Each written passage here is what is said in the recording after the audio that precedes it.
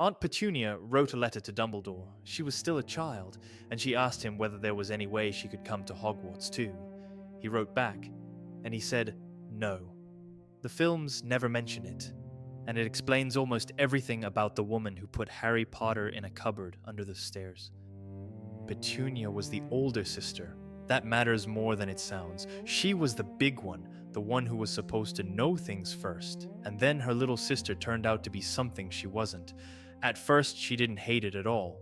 Lily could make a flower open and close in her palm without touching it.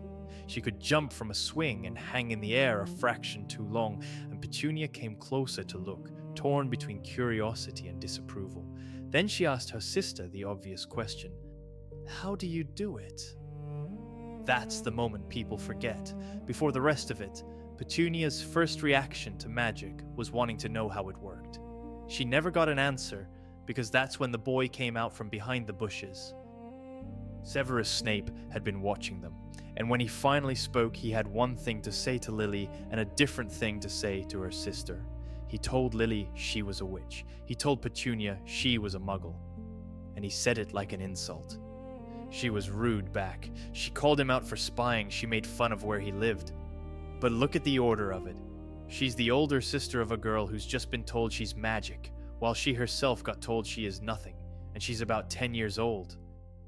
Then Petunia says they're leaving, and Lily goes with her, obeys her at once, glaring at the boy on the way out. That's the last time it works that way round, because Lily went back to him.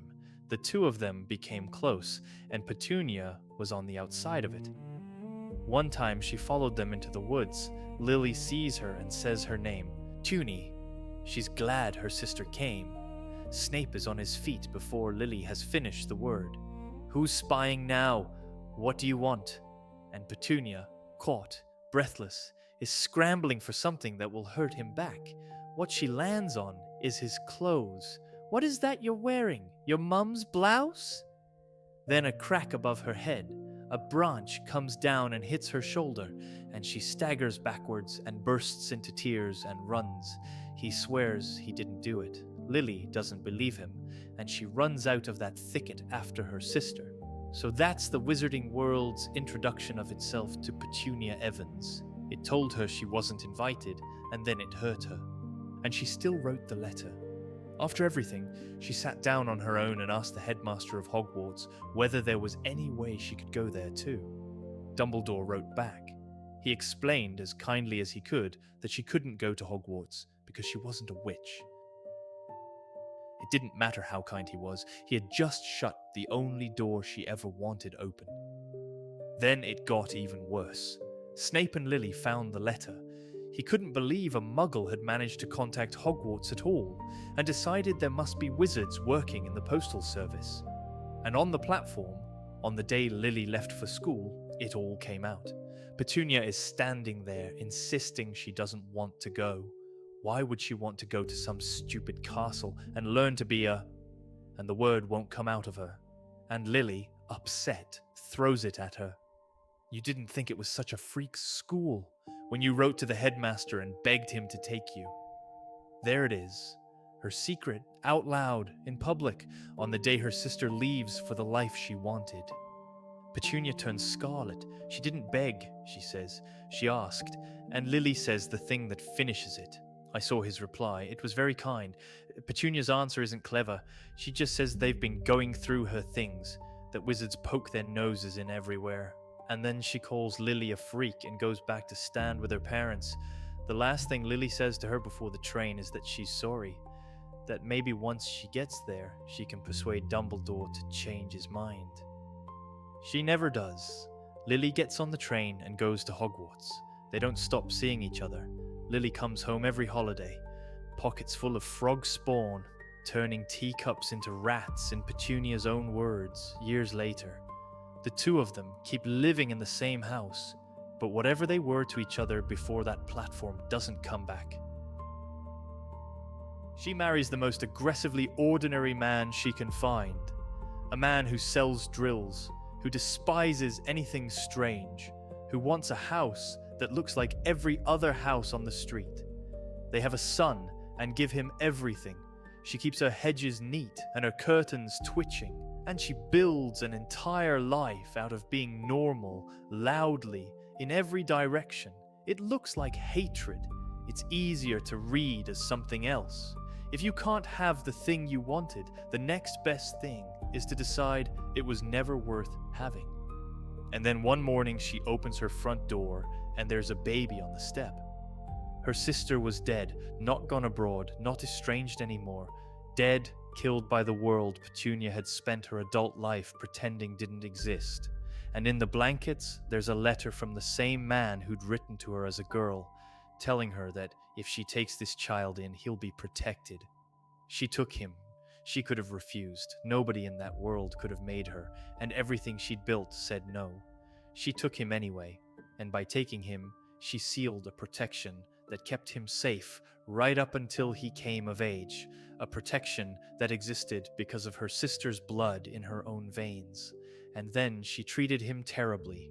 Both things are true. She gave him a cupboard and no birthdays, and a lie about how his parents died, and a childhood of being told he was a burden. She kept him alive, and she made him miserable. But she wasn't as good at pretending as she wanted to be. There's a moment when Harry is 15. Dementors have attacked in Little Whinging, and Vernon is shouting, demanding to know what a Dementor even is. And it's Petunia who answers him. They guard the wizard prison, Azkaban. Then she claps her hand over her mouth, because she's just given herself away. She's spent Harry's entire life insisting there's no such thing as any of it, and she's just answered a question about wizard prisons off the top of her head, and when she has to explain how she knew, the answer is that she heard that awful boy telling her sister about them years ago. That awful boy is Snape. She's still calling him that, 40 years on. She wasn't refusing to listen when she was 10. She was listening to everything. Then Harry says it out loud. Voldemort is back. And she looks at him, properly, for the first time in his life. Not angry. Frightened. Harry realizes in that second that he isn't the only person in that kitchen who understands what those words mean. Vernon hears the same sentence and takes something else from it entirely. Harry is too dangerous to have in the house. He is throwing him out. That's when a letter arrives for Petunia, a howler. It bursts into flames on the table, and an awful voice fills the kitchen, echoing in the confined space. 4 words. Remember my last, Petunia. My last letter. The one that came in the blankets with the baby, telling her what taking him in would mean. She looks like she might faint. She sits down and puts her face in her hands, and the room goes silent, and Vernon says her name twice before she lifts her head. And then she says it. The boy will have to stay, Vernon. She overrules her husband. She won't explain why, not to him and not to Harry, and she sends Harry up to his room and refuses to say another word about it. The last time they ever see each other, Harry is 17 and the family is leaving Privet Drive for good. At one point, Harry, explaining his family to the wizards who've come to collect them, says it plainly. They think he's a waste of space. Then Dudley, of all people, tells him that he doesn't think that, and shakes his hand. Petunia says, "Well, goodbye," and walks towards the door without looking at him. Then she stops. She looks back at him, and for a moment Harry has the strangest feeling that she wants to say something. She gives him an odd, unsteady look and seems to hover right on the edge of speaking, and then she jerks her head and walks out after her husband and son. That's it. That's the last thing that ever happens between Harry Potter and his mother's only sister. Whatever she nearly said, she didn't, and the books never tell us what it was. Every morning for 16 years, she came downstairs to her sister's eyes, looking back at her across the kitchen table. A reminder, every single day, of the world she had spent her life trying to forget. So she put him under the stairs, behind a door, out of sight. It is the cruelest thing she ever did, and it is also completely in character, none of which makes it forgivable. He was a child. She had a choice every single day, and every single day she made the same one. She was a child when she wrote that letter. Somebody kind told her no, and she spent the rest of her life pretending she never asked.